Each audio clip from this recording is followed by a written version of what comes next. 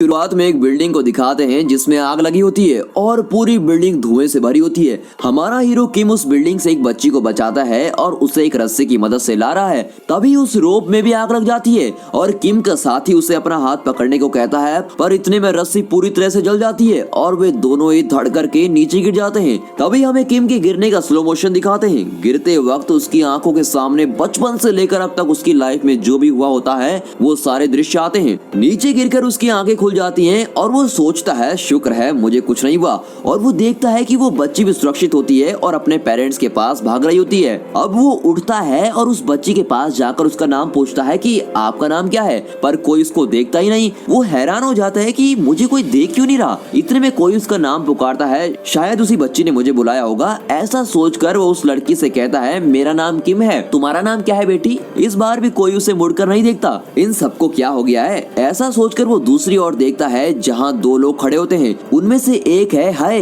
जो ऊंचे कद का आदमी है और उसने कोट पहना होता है। दूसरी ओर एक लड़की है जो दिखने में बहुत ही क्यूट है और जिसका नाम है ली, और यहाँ ली ने ही किम को पुकारा होता है। उसे देखकर किम कहता है कि वहाँ क्यों खड़े हो तुम लोग, दिखता नहीं हर जगह आग लगी है, तुम्हारे सर पर कुछ गिर गया तो। एक तरफ किम ये सब कह रहा होता है और दूसरी ओर दिखाते हैं कि किम के सारे साथी वहाँ दुर्घटना में मरे हुए अपने साथी को घेर कर मातम मना रहे हैं, और वो मरा हुआ आदमी और कोई नहीं वो किम ही होता है। ये देखकर किम चौंक जाता है, पर हे और ली ऐसे खड़े होते हैं जैसे उन्हें इन सबसे कोई फर्क ही नहीं पड़ता। तभी ली कहती है कि हम कुल मिलाकर 3 लोग हैं। मरने के बाद जब तुम परलोक पहुंचोगे तब वहाँ 49 दिन तुम पर 7 केसेस चलेंगे और उन 7 केसेस में हम तीनों तुमको बचाएंगे और तुम्हें पुनर्जीवन दिलाएंगे। ये सब हम इसलिए कर रहे हैं क्योंकि तुम एक पैरागन हो जो दूसरों की जान बचाने के लिए अपनी जान से खेलता है। ऐसी घटना 420 साल बाद अभी घटी है, तो हम हैं तुम्हारे गार्डियंस। इतने में है कहता है मैं असिस्टेंट सिक्योरिटी स्पेशलिस्ट हूँ। अपना इंट्रोडक्शन के बाद वो किम से कहता है तुम कंफ्यूज हो गए ना कि तीसरा आदमी कौन है। वो तीसरा आदमी है कैप्टन गैंगरिम। वो तुम्हारे क्रियाक्रम के लिए गए हैं, पर जहाँ तक मुझे पता है वो खाने के लिए गए होंगे। इस तरह वो मजाक कर रहा होता है। फिर दिखाते हैं कि आसमान से साइक्लोन जैसा कुछ आता है जो किम को खींच ले जाता है। तभी किम रियलाइज करता है कि अब वो बिल्कुल मर चुका है और उसकी आत्मा ऊपर जा रही होती है। फिर भी उसे विश्वास नहीं होता। वो चिल्लाने लगता है कि मैं अपनी माँ को देखना चाहता हूँ, उससे अभी बात करना चाहता हूँ, पर वो साइक्लोन उसको खींचकर ऊपर ले जा रहा होता है। कट करके गैंगरिम को दिखाते हैं जो गार्डियंस का कैप्टन है। जैसा है ने कहा था बिल्कुल उसी तरह गैंगरिम खाना खा रहा होता है। लगता है उसे खाना अच्छा नहीं लगा इसलिए वो थोड़ा खाकर उठ जाता है। तभी वो किम की माँ को देखता है। किम का भाई सुयोंग उसकी माँ के पास जाता है और माँ से कहता है कि चलो माँ हमारे जाने का वक्त हो गया है। कट करके दिखाते हैं कि किम परलोक पहुंच चुका है और वहाँ गेट ऑफ आफ्टर लाइफ यानी परलोक का गेट के बाहर खड़ा है। वहाँ मरे हुए लाखों लोगों की भीड़ लगी हुई होती है। तभी ली अनाउंस करती है कि ये देखो पैरागन आया है, सब साइड को हो जाओ और उसे आने दो। तभी वहाँ गैंगरिम भी आ जाता है। फिर ली एक पर्ची उठाती है और वहाँ रखी एक मूर्ति के मुंह में डालती है। जैसे ही पर्ची अंदर जाती है उस गेट पर एक बड़ा सिंबल नजर आता है। इसे देखकर ली खुशी से उछलने लगती है और किम से कहती है तुम जरूर 49 दिन चलने वाले 7 केसेस में पास हो जाओगे। और फिर पहले केस की सुनवाई के लिए उस गेट से अंदर जाते हैं। कट करके दिखाते हैं अंदर एक बड़ा ब्रिज है। ब्रिज के दोनों ओर ज्वालामुखी का लावा फैला हुआ होता है। अगर जरा भी बैलेंस मिस हो गया तो लावा के अंदर गिरकर राख होना पड़ेगा। तीनों उस ब्रिज पर चलकर जा रहे होते हैं। तभी हे किम से पूछता है तुम ठीक से सोचकर बताओ तुमने कभी किसी का खून तो नहीं किया, फिर हमें इस हेल ऑफ मर्डर यानी कत्ल के नर्क में क्यों लाया गया है। किम कहता है कि उसने ऐसा कुछ भी नहीं किया। इतने में ली कहती है पर यहाँ तो उसी को लाया जाता है जिसने किसी का खून किया हो। अब गैंगरिम एक्सप्लेन करता है कि कुल मिलाकर 7 पाप होते हैं और इन्हीं 7 पापों का हिसाब गेट के अंदर किया जाता है। कौन सा केस पहले आएगा ये कोई नहीं जानता। ये सिर्फ कोइंसिडेंस की बात है कि किम को पहले कत्ल के नर्क में लाया गया है। तभी किम कहता है कि मैंने तो कीड़े मकोड़ों तक को कभी कोई नुकसान नहीं पहुंचाया है। इतने में गैंगरिम कहता है खून का मतलब ये नहीं कि तुम डायरेक्ट किसी को मार डालो। अगर तुम्हारे किसी भी काम से किसी की जान गई हो तो वो भी खून ही माना जाएगा। तभी ली आंखें बंद करके किम के सारे कर्मों को स्कैन करके देखती है। अभी पता चल जाएगा कि तुमने किसी का खून किया है या नहीं। कट करके हमें एक फ्लैशबैक दिखाते हैं जिसमें किम अपने साथ काम करने वाले एक आदमी को मरने से बचा नहीं पाता। इस तरह किम उस आदमी का मौत का कारण बन गया होता है। अब कट करके दिखाते हैं जहाँ किम खड़ा होता है वहाँ एक सर्कल बनता है और वो जगह अलग होने लगती है। नीचे लावा भरा हुआ होता है और उसमें कई लोग गिरकर तड़प रहे होते हैं। उनमें से कई लोग किम के पास आकर उससे मदद मांगते हैं कि प्लीज हमारी मदद कीजिए। किम के लिए मदद करना कोई नई बात तो थी नहीं और वो खुशी से उन लोगों की मदद करने की कोशिश करता है। तभी वहाँ कत्ल का देवता यानी पहला जज प्रकट होता है और किम से पूछता है तुमने इन लोगों को बचाने की जरूरत कैसे की। उसकी गरजती भी आवाज को सुनकर वो किम गिड़गिड़ाने लगता है। कत्ल के देवता के पास दो वकील भी होते हैं। उनमें से एक बूढ़ा होता है जो देवता को बताता है कि इस आदमी ने अपने साथ काम करने वाले आदमी को भी नहीं बचाया, इसी की वजह से वो ऑफिसर मर गया था। ये बेशक एक बहुत बड़ा जुर्म है माय लॉर्ड। इस तरह वो फिल्मी वकीलों जैसा डायलॉग बोल रहा होता है। अब दूसरे वकील को दिखाते हैं जो मोटा होता है और देखने में बहुत खाते पीते खानदान का लगता है। उसे कहीं पर भी सो जाने की आदत होती है। अब बूढ़ा वकील आवाज देकर उस मोटे को उठाता है। वो भी नींद से उठकर रटा हुआ डायलॉग बोलता है कि यस योर ऑनर, ये अपने साथी की मौत का कारण बना है और इसे कम से कम 50 साल की सजा तो होनी चाहिए। अब कत्ल का देवता गुस्से में आकर कहता है पता नहीं तुम वकील कैसे बन गए। वो आदमी एक पैरागॉन है जो अपनी जान पर खेलकर दूसरों की जान बचाता है और इसलिए इसे कम से कम सजा मिलनी चाहिए। क्या तुम्हें इतना भी नहीं मालूम? मोटा वकील बहुत शर्मिंदा होता है और अब 50 की जगह 5 साल की सजा के लिए रिक्वेस्ट करता है। अब किम के गार्डियंस उसके पक्ष में बोलते हैं ऑब्जेक्शन योर ऑनर। ऐसा कहकर गैंगग्रिम अपनी आर्गुमेंट शुरू करता है। तभी हमें फिर से एक फ्लैशबैक दिखाते हैं जिसमें किम का साथी ऑफिसर उससे कहता है कि तुम मेरी फिक्र छोड़ो और दूसरे लोगों को जान बचाने की कोशिश करो। इसके बाद किम उस ऑफिसर को वहीं छोड़कर जाता है और उस फायर एक्सीडेंट में फंसे हुए 8 लोगों की जान बचाता है। गैंगग्रिम में सारी डिटेल्स कत्ल के देवता को बता रहा होता है। ये सुनकर कत्ल का देवता कन्विंस हो जाता है और कहता है तुमने अपने साथी को नहीं बचाया, ये तुम्हारी गलती जरूर थी, पर उस दिन तुमने 8 लोगों को जो बचाया इससे मैं काफी खुश हूँ और तुम्हारी कोई गलती थी भी नहीं। इस पहले इम्तिहान में तुम पास हो और तुम अगले केस की सुनवाई के लिए आगे बढ़ सकते हो। अब कट करके दिखाते हैं कि किम और उसके गार्डियंस अगले केस के लिए दूसरे देवता के पास जा रहे होते हैं। तभी ली कहती है अगले केस में तो तुम बहुत आसानी से पास हो जाओगे क्योंकि अब हम जिनके पास जा रहे हैं वो है आलसी लोगों को सजा देने वाली देवी। पर तुम तो अपनी ड्यूटी के लिए हमेशा बहुत दौड़ भाग करने वाले आदमी हो, इसलिए तुम इस इम्तिहान में आसानी से पास हो जाओगे और कोई दिक्कत भी नहीं होगी। एक्चुअली तुम हमारे 48वें पैरागन हो। अगर हम तीनों ने 49 पैरागन को पुनर्जीवन दिलवा दिया तो हमें भी पुनर्जीवन मिल जाएगा। ली की इन्हीं बातों के बीच वो लोग अगले देवता के गेट पर पहुंच जाते हैं। अंदर जाकर किम के गार्डियंस उसकी खूब प्रशंसा करते हैं कि किम ने सभी की मदद की है। उसने अपने बारे में नहीं सोचा, वो हमेशा दूसरों की भलाई करता है, अपनी ड्यूटी में भी खूब मेहनत करता है, एटसेट्रा एक्स्ट्रा बोलते रहते हैं। ये सारी बातें सुनकर वहाँ की देवी कहती है तुम्हें कोई सजा नहीं मिलेगी। तुम जैसा अच्छा और मेहनती आदमी मैंने आज तक नहीं देखा। तुम्हारी तो यहाँ एक मूर्ति खड़ी करनी चाहिए। देवी शायद कुछ ज्यादा इम्प्रेस हो गई होती है। फिर वो किम से पूछती है तुमने ये सब क्यों किया? अब किम तो दूध का धुला हुआ है और सच के सिवा उसको कुछ बोलना आता नहीं। वो कहता है कि मैंने ये सब पैसों के लिए किया था। बस फिर क्या? गार्डियंस की सारी मेहनत पर पानी फिर गया होता है। देवी गुस्से में आकर कहती है सिर्फ पैसों के लिए तुमने ये सब किया, तुम्हें सजा जरूर मिलेगी। ऐसा कहकर वो उस लड़की की बोट को अलग कर देती है जिस पर किम खड़ा हुआ होता है। वो अकेला उस पर बहुत दूर जा रहा होता है। वो जिस ओर जा रहा होता है वहाँ भारी पत्थरों से बनी एक मशीन चल रही होती है जिसके नीचे हजारों लोग कुचल रहे होते हैं। उसे देखकर किम बहुत घबरा जाता है। तभी गैंगग्रिम और हे उसे बचा लेते हैं और उस देवी से पूरी बात बताते हैं कि उसने ऐसा क्यों किया था। एक्चुअली किम की माँ बहुत बीमार थी। इतना ही नहीं, उसके भाई की कॉलेज फीस भी बहुत ज्यादा थी, इसलिए किम को दिन रात एक करके काम करना पड़ता था। इसलिए उसने कहा था कि वो पैसों के लिए ये सब कर रहा था। इस तरह किम के गार्डियंस उस देवी को पूरी कहानी विजुअल में दिखाते हैं। विजुअल देखकर देवी फिर से मेहरबान हो जाती है और कहती है बच्चे तुम सचमुच अच्छे इंसान हो, लो मैं तुम्हें इस एग्जाम में पास करवाती हूँ। इस तरह किम अब 2 केस में पास हो जाता है और अब अगले की ओर बढ़ते हैं। कट करके दिखाते हैं कि वे तीसरे गेट की ओर एक बोट में जा रहे होते हैं। तभी वहाँ कई मॉन्स्टर्स उन पर हमला करते हैं, पर गैंगग्रिम और उसके साथी उनसे खूब लड़ते हैं और किम को उनसे बचाते हैं। तभी गैंगग्रिम किम से कहता है कि तुम्हारे परिवार में कोई मर गया है और उसकी आत्मा धरती पर ही घूम रही है, उसी की वजह से ऐसे मॉन्स्टर्स हम पर अटैक कर रहे हैं। अगर ऐसा ही चलता रहा तो पुनर्जीवन के लिए दिया गया टाइम जल्दी खत्म हो जाएगा, पर इसका सोल्यूशन है मेरे पास। मैं अभी धरती पर जाकर देखता हूँ कि वो आत्मा किसकी है और उसे ठिकाने लगा कर आता हूँ। तब तक हे और ली तुम्हारा ख्याल रखेंगे। इस तरह किम को दूसरे गार्डियंस को सौंपकर गैंगग्रिम धरती के लिए निकलता है। कट करके धरती को दिखाते हैं जहाँ किम के परिवार का एक सदस्य मर गया है और वो और कोई नहीं, वो किम का भाई सुयोंग ही होता है। फिर गैंगग्रिम अपनी तलवार निकालता है और उस सुयोंग की आत्मा को परलोक ले चलता है, पर वो सुयोंग अपने भाई जैसा मासूम नहीं होता। उसकी आत्मा गैंगग्रिम को चकमा देकर भाग जाती है। गैंगग्रिम भी उसको छोड़ता नहीं और उस आत्मा को खूब चेज करता है। और दोस्तों ये सीन मूवी में बहुत ही खतरनाक तरीके से पिक्चर पिक्चराइज किया गया है। बहुत चेज करने के बाद सुयोंग की आत्मा गैंगरिन के हाथ में आ जाती है। कट करके परलोक में किम को दिखाते हैं। गार्डियंस के साथ जा रहे किम पर वो मॉन्स्टर्स फिर से हमला करने लगते हैं। गार्डियंस को अब चिंता होने लगती है क्योंकि गैंगरिन अभी लौटा नहीं होता और उन्हें अकेले ही मॉन्स्टर्स का सामना करना होता है। तभी अचानक वहाँ बहुत बड़े दो रूप दिखाई देते हैं और वो उन मॉन्स्टर्स को मारकर भगा देते हैं। वो रूप साक्षात देवताओं के देवता का होता है। उसी ने इन तीनों को बचाया होता है। उस देवता को देखकर गार्डियंस सर झुकाकर उन्हें प्रणाम करते हैं, लेकिन वो किम वैसा का वैसा ही खड़ा रहता है। पर गार्डियंस उसे भी जबरदस्ती प्रणाम करवाते हैं। इतने में देवताओं का देवता पूछता है, ये तो पैरागन है ना, फिर इस तरह के मॉन्स्टर्स इसे क्यों सता रहे हैं? तभी गार्डियंस कहते हैं कि इस सिचुएशन को ठीक करने के लिए हमारा कैप्टन धरती पर जा चुका है और जल्द से जल्द सब कुछ ठीक करके वापस लौट आएगा। तो देवता कहता है, ठीक है, काम जल्दी जल्दी हो जाना चाहिए। जो आत्मा इस तरीके से घूम रही है उसको जल्दी से ठिकाने लगवाओ। देवता की बात सुनकर किम टेंशन में आ जाता है क्योंकि उसके परिवार का सदस्य ही मरा होता है। गुस्से में वो देवताओं के देवता का शर्ट पकड़ता है और उसे डांटता है। ये देखकर गार्डियंस टेंशन में आ जाते हैं कि ये कर क्या रहा है और जल्दी से किम को देवता से दूर करते हैं। फिर वे देवता से माफी मांगते हैं पर देवता किम को कुछ नहीं करता।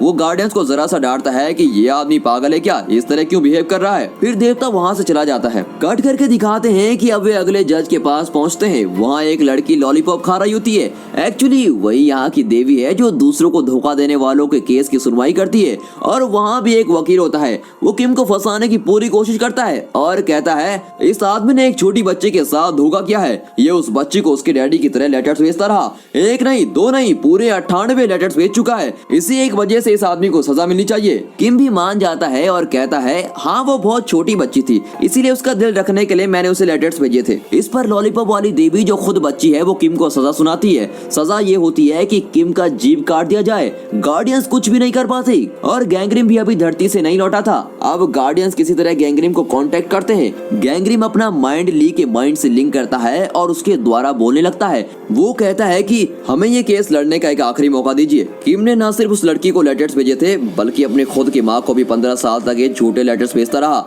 उन लेटर्स को पढ़ते पढ़ते इसकी माँ, जिसे डॉक्टर्स भी जवाब दे चुके थे, वो बिल्कुल ठीक हो गई थी और घर से दूर रहकर भी ये अपनी माँ को खुश रखने के लिए उन्हें झूठे लेटर्स लिखता रहा कि माँ मैं बहुत खुश हूँ, मेरी शादी हो चुकी है और मैं बहुत अच्छी जिंदगी जी रहा हूँ। ये सब पढ़कर इसकी माँ बहुत खुश हो गई थी। बिल्कुल इसी तरह का असर उस छोटी बच्ची पर भी था जिसको इसने लेटर्स लिखे थे। अपने पापा के मर जाने के बाद वो बहुत दुखी थी। इसके लेटर्स पढ़कर वो बहुत खुश होती थी और अपने दुख से बाहर आ गई थी। इसी तरह से गैंगरिन किम की पूरी सच्चाई बताता है। सारी सच्चाई सुनकर लॉलीपॉप देवी कहती है, किम तुम सच में बहुत भले मानुस हो, तुम्हें अभी यहाँ से पास करवाती हूँ और तुम अगले केस की तरफ बढ़ सकते हो। कट करके एक जंगल को दिखाते हैं जहाँ तीनों चल रहे हैं। तभी वहाँ गैंगरिन पहुँचता है और किम से कहता है, मैंने तुम्हारी माँ को देखा और वो बिल्कुल ठीक है, तुम्हारा भाई भी बिल्कुल ठीक है। ये सुनकर किम खुश हो जाता है कि चलो भाई शुक्र है मेरे परिवार में किसी को कुछ नहीं हुआ। तभी गैंगरिन दोनों गार्डियन से कहता है कि सुयोंग मर गया है पर ध्यान रखें कि किसी को इस बात की खबर ना हो। ऐसा कहकर वो फिर से धरती के लिए रवाना हो जाता है। कट करके दिखाते हैं कि सुयोंग के साथ क्या हुआ था। सुयोंग एक सोल्जर होता है। वो रात को एक वॉच टावर पर खड़ा उस एरिया को गार्ड कर रहा होता है। उसके साथ एक जूनियर सोल्जर भी होता है जो बहुत डरा हुआ होता है। सुयोंग उसकी हिम्मत बढ़ाता है और उसे मोटिवेट करते हुए उसे गले लगाता है, पर तभी वो जूनियर सोल्जर गलती से गन का ट्रिगर दबा देता है। सुयोंग को गोली लगती है और उसके मुंह से भी खून निकलने लगता है। इस हालत में भी वो अपने जूनियर को बचाना चाहता है और कहता है, तुम सिर्फ कर्नल को फोन कर दो, दूसरे किसी को कुछ भी मत बताना वरना तुम मुश्किल में फंस जाओगे। फिर कर्नल वहाँ पहुँचता है और सुयोंग को देखकर वो घबरा जाता है क्योंकि उसी ने दोनों को यहाँ खड़ा किया था। उसे इस बात का भी डर था कि उस पर इंक्वायरी होगी कि उसने जूनियर सोल्जर को ऐसी रिस्की जगह को गार्ड करने के लिए क्यों रखा था। इन सब बातों से बचने के लिए उस जूनियर सोल्जर के साथ मिलकर वो एक प्लान करता है कि सुयोंग को कहीं दफना देना चाहिए। कट करके किम को दिखाते हैं। अब वो तीनों अटलांटिक जैसी किसी बर्फीली जगह पर चल रहे होते हैं। तभी अचानक वहाँ स्नो स्टॉर्म होने लगता है और कई अड़चने भी आने लगती है। किम पूछता है, मेरे परिवार में तो सब ठीक है पर इस तरह की अड़चने क्यों आ रही है? वहाँ एक रोप कार नजर आती है और तीनों उस पर चढ़ जाते हैं। कट करके फ्लैशबैक में सुयोंग को दिखाते हैं। वो मरा नहीं, अभी भी जिंदा होता है, पर कर्नल और जूनियर सोल्जर ये नहीं जानते कि वो जिंदा ही है और उसको दफना देते हैं। फिर वे उसकी माँ के पास जाते हैं और कहते हैं कि आपका बेटा कहीं भाग गया है, आर्मी में ज्वाइन करने के बाद न जाने वो कहाँ भाग गया। इस तरह झूठ पे झूठ बोलकर वो उसकी माँ को दुखी कर रहे होते हैं। ये फ्लैशबैक देखकर गैंगरिन को भी अपना फ्लैशबैक दिखने लगता है। बिल्कुल इसी तरह गैंगरिन के पिता भी किसी युद्ध में लाशों के बीच जिंदा गड़ गए थे। उनकी इस तरह की मौत से गैंगरिन की माँ भी बहुत रोई हुई होती है। 1, 2, 3, 4. just feel alive.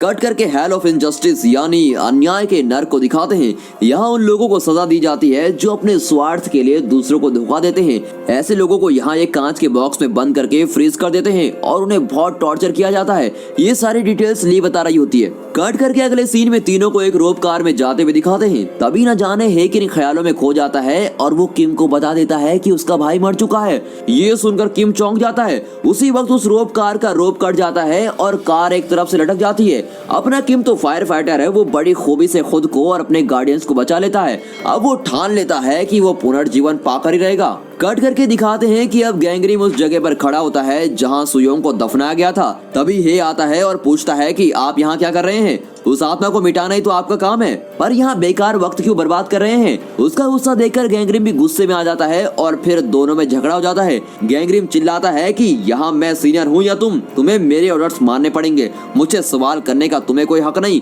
अपना काम मैं अच्छी तरह जानता हूँ और तुम अब जाओ और अपना काम संभालो।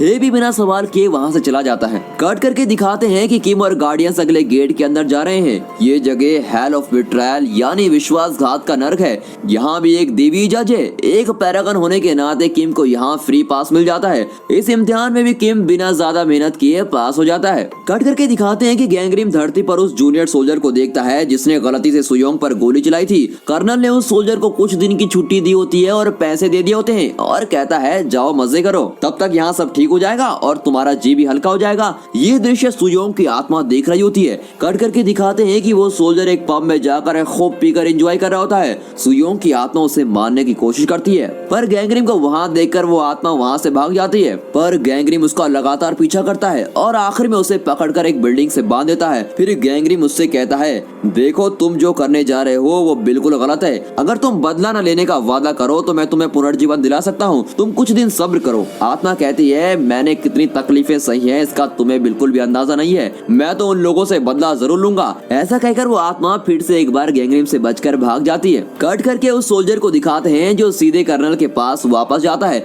और कहता है, मुझसे ये सब नहीं होगा। मैं बहुत ही गिल्टी फील कर रहा हूँ। मैं मर जाना चाहता हूँ। कर्नल उसे डांटता है, तुम ये क्या बकवास कर रहे हो? ये उतना बड़ा पाप भी नहीं जितना तुम समझ रहे हो। इस तरह उसे समझाकर वहाँ से भेज देता है। ये सब कुछ सुयोंग की आत्मा देख रही होती है। कट करके किम और गार्डियंस को दिखाते हैं। गैंगरिम कह रहा होता है कि सुयोंग की आत्मा बहुत जिद्दी है। यहाँ सब कुछ ठीक चलने के लिए ये जरूरी है कि उसकी आत्मा को खत्म कर दिया जाए।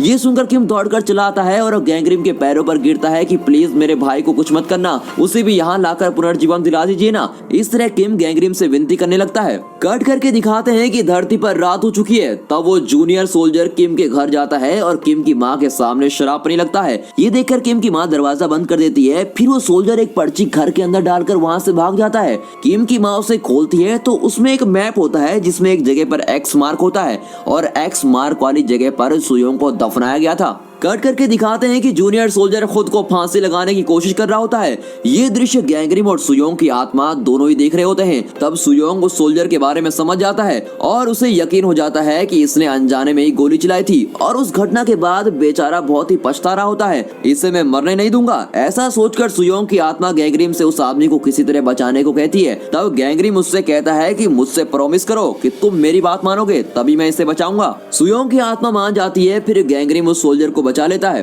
कट करके दिखाते हैं कि किम को हेल ऑफ आइसलैंड आया गया है। यहाँ पत्थर के दो रूप खूब लड़ रहे होते हैं। उनमें से एक पत्थर बड़ा है और दूसरा छोटा है। बड़ा पत्थर छोटे पत्थर को खूब पीट रहा होता है। इस दृश्य का मतलब ये है कि बचपन में किम ने अपने छोटे भाई को खूब पीटा होता है। तब उसकी माँ बहुत बीमार थी। उस वक्त किम ने अपनी माँ की जान लेने की कोशिश भी की थी। सुयोंग ने उसे रोकने की कोशिश की होती है और इसी वजह से किम ने सुयोंग को खूब पीटा होता है। भाई को खूब पीटकर किम घर छोड़कर भाग गया होता है। ये सब जानने के बाद हेल ऑफ आइसलैंड का देवता कहता है, इसको तो सजा जरूर मिलनी चाहिए। फिर किम को सजा के लिए तैयार किया जाता है। अब ली गैंगरिम से मदद मांगती है और गैंगरिम फिर से उसके माइंड से लिंक करता है और ली के माध्यम से बोलने लगता है। वो कहता है कि यह हमारा लास्ट गेट नहीं है, इसके आगे भी एक गेट है जिसे हमें पार करना है। इन इल्जामों का हिसाब किताब हम उस 7वें आखिरी गेट पर कर लेंगे। देवता गैंगरिम की यह बात मान जाता है और कहता है कि अगर उस आखिरी गेट पर ये सारे इल्जाम सही साबित हुए तो किम की सजा दुगनी हो जाएगी, और यही नहीं, तुम तीनों को भी कभी पुनर्जीवन नहीं मिलेगा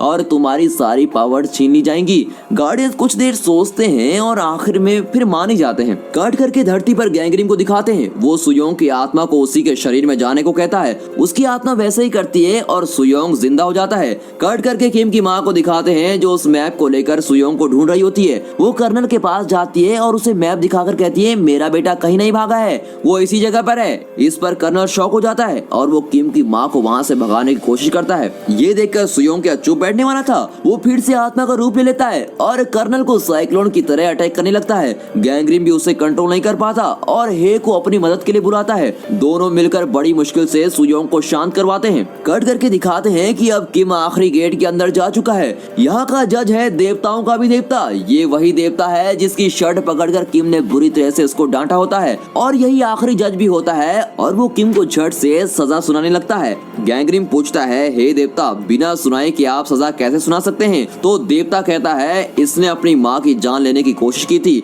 इतना ही नहीं, इसने अपनी गलती के लिए अपनी माँ से माफी भी नहीं मांगी थी। इसे सजा देने के लिए इससे बड़ी और क्या वजह हो सकती है? तभी ली बीच में बोलती है कि उसने सिर्फ मारने की तो कोशिश की थी, मारा तो नहीं था। इतना ही नहीं, ये बात उसकी माँ जानती नहीं कि इसने ऐसी हरकत की थी और ये उसका बचपना था जिससे किसी को भी नुकसान नहीं पहुंचा है। देवता बिगड़ जाता है और कहता है कि कौन कहता है उसकी माँ को नहीं पता? उसकी माँ उस वक्त होश में थी, पर दिल से वो माँ उसी वक्त मर चुकी थी जब उसे पता चला होगा कि उसका बेटा उसकी जान लेने की कोशिश करता है। मैं इसे जरूर सजा दूंगा। इन सब के बीच किम को जब पता चलता है कि उसकी माँ उस वक्त होश में थी और उसकी सारी हरकतें देख रही थी, उसका तो पूरा शरीर सुन्न हो जाता है। वो चीख चीख कर रोता बिलखता हुआ देवता के पैर में गिर पड़ता है और उससे कहता है मुझे किसी तरह मेरी माँ से मिलवा दीजिए प्लीज, मैं उनसे माफी मांगना चाहता हूँ, ये मेरी आखिरी ख्वाहिश है। उसका रोना धोना देवता को जरा भी कन्विंस नहीं करता और वो कहता है तुम्हारे पास 15 साल का टाइम था पर तुमने अपनी माँ से माफी मांगने के लिए कुछ पल भी नहीं निकाल पाए। मरने के बाद तुम सोच रहे हो कि माँ से माफी मांगनी है। ऐसा कहकर देवता किम पर बहुत ही गुस्सा होता है। कट करके दिखाते हैं कि सुयोंग और गैंगरिम नीचे धरती से किम और देवता की बातें सुन रहे होते हैं। कट करके देवताओं के देवता को दिखाते हैं जिसके चारों ओर भूकंप हो रहा होता है। तभी वहाँ की मिट्टी में किम की माँ का रूप दिखता है। एक्चुअली सुयोंग की आत्मा उसकी माँ के सपने में जाकर कहती है कि माँ मैं अब तुमसे नहीं मिल पाऊंगा, अब मुझे परलोक में नौकरी मिल गई है। इस पर उसकी माँ रोते हुए उसे विदा करती है। तब सुयोंग माँ से कहता है तुम्हें याद होगा कि कई साल पहले किम भैया ने तुम्हें जान से मारने की कोशिश की थी। तुम शायद भूल भी गई होगी पर किम कई सालों से इस बात पर पछता रहा है। बचपन में की गई उस गलती के लिए वो वहाँ दिन रात काम कर रहा था और हमें पैसे भी भेज रहा था। वो हर दिन उस बात को सोचकर मर रहा है। इस तरह सुयोंग किम के बारे में अपनी माँ को बता रहा होता है। उसकी माँ कहती है मुझे उससे कोई शिकायत नहीं है, गलती तो मेरी थी कि मैं तुम दोनों की देखभाल ठीक तरीके से नहीं कर पाई। मुझे माफ कर दो बेटा, प्लीज माफ कर दो। ऐसा कहकर वो सुयोंग को गले लगाकर रोने लगती है। ये पूरा दृश्य परलोक में किम, गार्डियंस और वो देवताओं का देवता देख रहे होते हैं। इस पर किम अपनी माँ के रूप को गले लगाकर खूब रोने लगता है और अपनी माँ से माफी मांगता है। ये देखकर वहाँ सबकी आंखें भर जाती हैं और वहाँ खड़े वकील तो फूट फूट कर रोने लगता है। आखिर में देवताओं का देवता उस कागज को फाड़ देता है जिसमें किम की सजा लिखी हुई होती है और वो कहता है कि जब तुम्हारी माँ ही तुम्हें माफ कर चुकी है तो हम तुम्हें कैसे सजा दे सकते हैं, और फिर तुमने सच्चे दिल से माफी मांगी है और तुम्हारी माँ ने भी तुम्हें सच्चे दिल से माफ कर दिया है, इसलिए मैं तुम्हें पुनर्जीवन देता हूँ। तुम सारी परीक्षाएं पास कर चुके हो। और इस तरह किम को पुनर्जीवन मिल जाता है और वो पहले जैसे हो जाता है। फिर किम ली का शुक्र अदा करता है और वहाँ से निकलता है। कट करके धरती पर गैंगरिम को दिखाते हैं। उसके हाथ में एक टिकट होता है जो कि सुयोंग का टिकट होता है। ये बिल्कुल वैसा ही टिकट होता है जैसा किम के लिए निकला था। ये देखकर हे चौंक जाता है और कहता है इसको भी पैरागन का टिकट देंगे आप? अगर इस सुयोंग को पैरागन के टिकट पे हम परलोक में ले गए तो हमें पहले गेट में भी एंट्री नहीं मिलेगी और हमें वहाँ से बाहर भगा देंगे, और आप हैं कि इसको पैरागन वाला टिकट देना चाहते हैं। इस तरह वो गैंगरिम की टांग खींचता है। इस पर गैंगरिम कहता है मैं तुम्हारा सीनियर हूँ, याद है कि नहीं? यहाँ सिर्फ मैं ऑर्डर दे सकता हूँ और तुम्हारा काम है सिर्फ उसे फॉलो करना। इस पर हे बिगड़ कर कहता है ये पहली बार है जब मैं आपको उल्टा जवाब दे रहा हूँ, इससे पहले मैंने आपकी कभी बात टाली है क्या? उसका सवाल सुनकर गैंगरिम सोच में पड़ जाता है। तभी उसे रियलाइज होता है कि एक बार पहले है जब हे ने उसका ऑर्डर फॉलो करने से इनकार किया था वो एक्चुअली हे नहीं था। देवताओं के देवता हे का रूप लेकर गैंग्रीम से झगड़ा किया हुआ होता है और देवताओं ने इसलिए ऐसा किया होता है क्योंकि धरती पर जिस काम के लिए गैंग्रीम आया था उसे पूरा किए बगैर वो बेवजह सुयोंग की आत्मा के साथ लुका छिपी खेलकर वक्त बर्बाद कर रहा था। ये बातें अब गैंग्रीम साफ साफ समझ जाता है। कट करके किम की माँ को दिखाते हैं, उसके नाम एक पार्सल आया होता है और उस पार्सल को गैंग्रीम डिलीवर करता है। उस पार्सल में एक राइस कुकर होता है जो किम ने अपनी माँ के लिए खरीदी थी। कुकर के अंदर एक चिट्ठी होती है जो किम ने आखिर में अपनी माँ को लिखी थी।